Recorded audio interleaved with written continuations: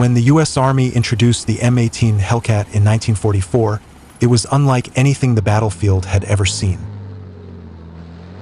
Instead of heavy armor and brute force, it embodied the very essence of American tank destroyer doctrine: speed, agility, and a powerful gun. Capable of reaching over 50 miles per hour, the Hellcat was the fastest armored fighting vehicle of the Second World War. Its high-velocity 76mm gun could knock out German panzers, but its paper-thin armor meant survival depended on outmaneuvering the enemy, striking from the flanks and vanishing before the enemy could react. To the men who fought in them, Hellcats were agile predators, light, quick, and lethal in the right hands.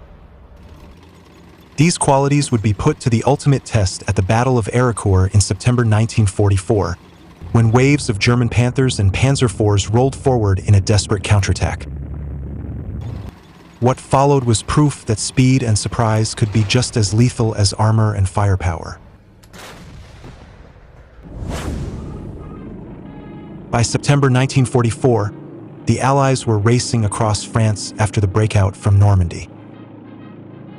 Patton's Third Army surged eastward, stretching supply lines thin but threatening to punch straight into Germany. In Lorraine, near the small town of Arracourt, American forces dug in to regroup and prepare for the next phase. For Hitler, this presented an opportunity. The German army, battered and retreating, needed a victory to stall the Allied advance. To achieve this, the newly formed 5th Panzer Army was ordered into action. Equipped with fresh reinforcements, including dozens of Panzer IVs and Panthers, it was tasked with smashing through American lines, destroying Patton's armor, and regaining the initiative. Leading the charge were the 4th Armored Division's tank destroyer battalions, equipped with the fastest killer of the war, the M18 Hellcat. They would face a numerically superior German armored force, and against all odds, go on to write one of the most dramatic chapters in tank warfare of the Western Front. On September 18th, 17 tanks from the 111th Panzer Brigade, supported by Panzer Grenadiers, struck north toward Luneville. The town was already contested, with the 42nd Cavalry Squadron and elements of CCA of the 4th Armored Division holding parts of it against the 15th Panzer Grenadier Division. The German assault forced the Americans back into the northern sector. Company B of the 704th Tank Destroyer Battalion, positioned on high ground northwest of town, sent its 3rd platoon of M10s into the fight under heavy artillery fire. Fierce fighting raged throughout the day, with the M10s skillfully using the high ground to their advantage. By nightfall, 3 German Panthers lay destroyed. Combat Command A rushed reinforcements, including 2nd Lieutenant Richard Buss and his platoon of M10s, who advanced with the 37th Armored Regiment. Spotting 2 concealed Panthers across a railway embankment, Buss directed a well-placed ambush. After repeated hits, 1 Panther erupted in flames, while the 2nd disappeared from view, likely destroyed or abandoned. The platoon lost only 1 man to a sniper. Elsewhere, 3rd Platoon destroyed another advancing Panzer. The German push was repelled, though Lieutenant Colonel Bill Bailey, commander of the 704th, was killed by mortar fire in the streets the following day. Reinforcements continued to arrive. Company C of the 603rd Tank Destroyer Battalion entered the town on the 18th, followed by the 773rd on the 21st. German probes on the 22nd from the north and east achieved nothing, leaving Luneville firmly in American hands. While heavy fighting raged at Luneville, the rest of CCA of 4th Armored Division and Company C of the 704th Tank Destroyer Battalion were positioned near Arracourt, about 12 miles north. The newly formed German 113th Panzer Brigade was heading straight for them. Just after midnight on September 19th, An American outpost near Lizy picked up the sound of approaching tanks and quickly called down an artillery strike, silencing the movement for the moment. At dawn, the battlefield was cloaked in thick fog. Around 7:30 a.m., Captain William Dwight stumbled upon the tail end of a German tank column on a country road. He managed to slip away unnoticed and radioed the warning to his commander, Lieutenant Colonel Creighton Abrams. Half an hour later, two Shermans south of Lizy ran into the front of the same column when a Panther suddenly loomed out of the mist, barely 75 yards away. The Americans reacted instantly, and as the fog robbed the Panthers of their advantage, 3 were knocked out before the rest slipped back into the mist. Captain Dwight returned to CCA's command post at Arracourt, where he was ordered to take a platoon of M18 Hellcats to reinforce the defenses at Lizy. Company C's commander, Captain Thomas Evans, chose 3rd Platoon under Lieutenant Edwin Leeper for the mission.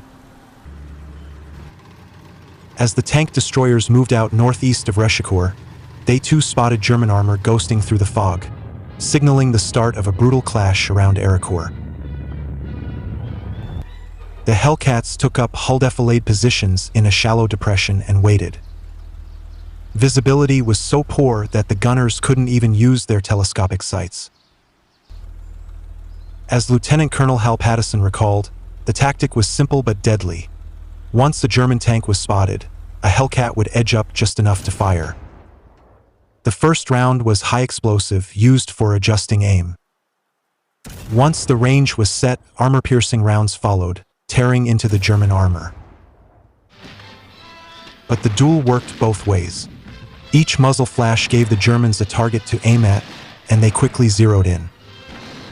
3 Hellcats were lost in this exchange. One fell victim in a particularly tragic way. Its engine stalled as it pulled up out of cover, leaving it stranded in full view of the enemy. Another Hellcat tried to tow it back to safety, but was immediately bracketed by fire. German gunners fired so precisely on the muzzle flashes that one shell nearly went straight down the barrel of the recovery vehicle. Moments later, the stalled Hellcat was destroyed. Despite the losses, the Americans held their ground and kept hammering the German advance, proving that the Hellcat's speed and tactical flexibility could offset their thin armor, even against Panthers. The fight quickly turned savage. Corporal Frederick Stewart, gunner in Sergeant Emilio Stassi's Hellcat, destroyed 2 Panthers in rapid succession before German fire slammed into their M18.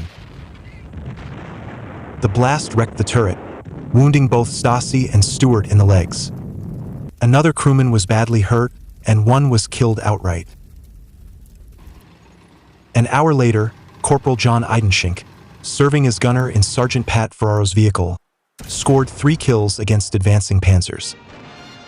But the Hellcat couldn't escape the return fire. German shells tore into it, disabling the tank destroyer and scattering the crew. Sergeant Steve Kruski's crew pressed on furiously, destroying 4 Panthers before their luck ran out. Their Hellcat was knocked out, leaving several of the men wounded. Of the platoon, only Sergeant Edwin McGurk's destroyer remained intact. His gunner, Corporal Dominic Sorrentino, added 2 more Panthers to the tally before the smoke cleared. Through the morning fog, American and German tanks clashed at close quarters. The mist shielded the Germans from Allied fighter bombers overhead, but it also forced both sides into knife-range duels, where the German long-barreled guns lost their range advantage. Recognizing the crisis, Captain Evans pulled together his remaining 2 platoons and deployed them on the high ground south of Arracourt. Alongside Company C of the 24th Engineers, the battered Hellcats now formed a thin but determined wall, the last line shielding CCA's command post and its critical artillery batteries from the German advance. By midday, the Germans regrouped.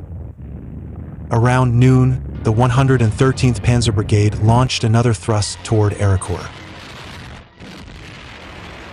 As the morning fog finally began to lift, Captain Thomas Evans, commanding Company C, saw what was coming.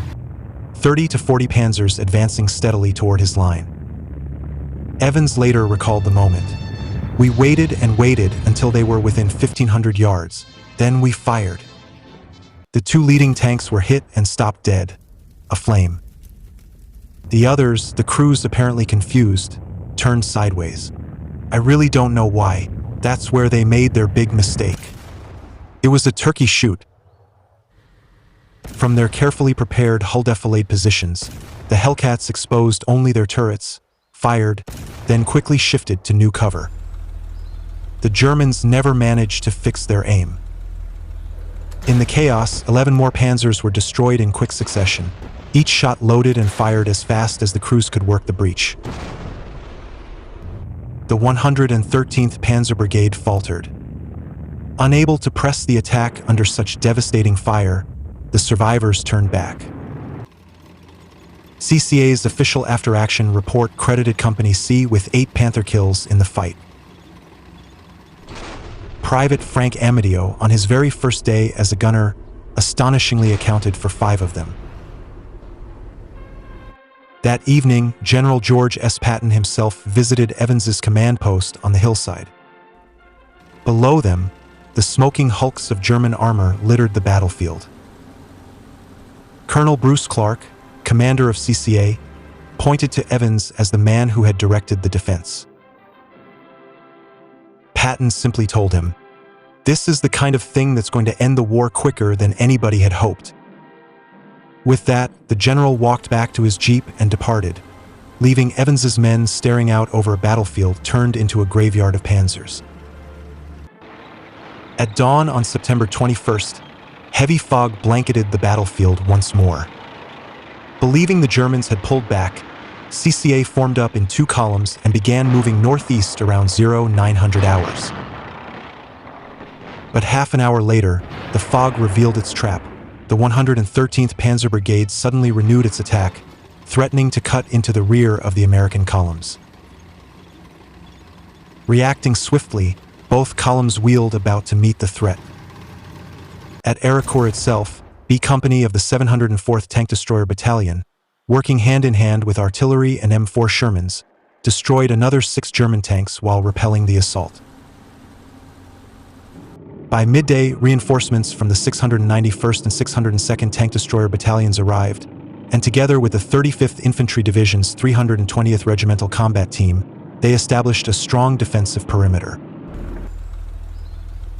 The day turned into another grinding clash of armor.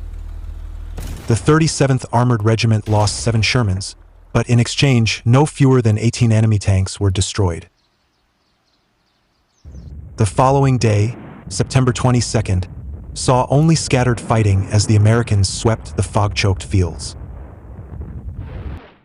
One German probe broke into positions held by the 25th Cavalry Squadron near Juvelais, knocking out 5 light tanks. Close by, Lieutenant Marvin Evans's 2nd Platoon, Company B, had already endured a day of sporadic friendly fire from misplaced American artillery. When the cavalry began pulling back, Evans sent one M18 to cover the withdrawal. From just 600 yards, the overwatching Hellcat knocked out 3 German tanks before falling back itself, leapfrogging with the rest of the platoon.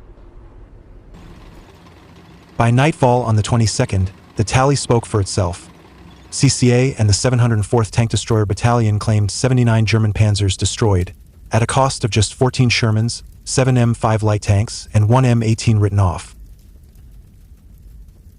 However, the Germans weren't finished. On September 23rd, the 111th Panzer Brigade launched another tank infantry assault from the east. But the Americans were prepared. From high ground northeast of Juvelais, U.S. tanks picked off the advancing panzers, while fighter bombers hammered German infantry moving into the village of Marcel. At this point in the battle, Captain Evans's courage under fire would be recognized with the award of the Silver Star. He later recalled one harrowing moment. The Germans attacked again toward Arracourt. Two of our M18s were hit. One was set afire, and next to it was one with a track shot off, but the gun was still good. I was more mad than anything else and maybe a little foolhardy, but I got up in the second M18 and was able to load and fire long enough to get two more Panthers. Then the Germans wised up. I got down on the ground and crawled away. Eventually, they hit and burned that M18 too. It was a brutal, close-quarter struggle, but by late September the outcome was clear. The nimble Hellcats, fighting alongside Shermans, infantry, and air support, had not only blunted the German offensive, they had shattered it. By the end of September 1944, the Battle of Arracourt was over. What began as a bold German counteroffensive, intended to smash the U.S. Third Army's advance in Lorraine, ended instead in one of the greatest American armored victories of the war. In just over a week of fighting, the 4th Armored Division and its attached tank destroyer battalions destroyed nearly 285 German tanks and assault guns, while losing fewer than 35 tanks and tank destroyers of their own. The result was devastating for the newly formed Panzer brigades. Rushed into combat with little training and even less coordination, they had been mauled beyond repair. What the Germans had hoped would be a crushing blow turned into an irrecoverable loss of armor on the Western Front. The M18 Hellcats played a starring role. Their speed allowed them to maneuver rapidly through fog and rolling terrain, striking at the flanks of heavier German Panthers. Their powerful 76mm guns proved deadly at typical Lorraine engagement ranges, while their open-top turrets gave crews excellent visibility to detect targets first. When paired with American artillery, infantry, and close air support, the Hellcats demonstrated exactly how tank destroyers were meant to fight, not in headlong duels, but in carefully coordinated, mobile ambushes. Arracourt became a textbook example of American combined arms warfare at its best. More importantly, it marked the last large-scale German armored counteroffensive on the Western Front before the Ardennes. The battlefield around Arracourt proved that even the feared Panthers and well-armored Panzers could be beaten by speed, firepower, teamwork, and the men who knew how to use them. The Hellcats had shown exactly what they were meant to be: fast, deadly, and decisive.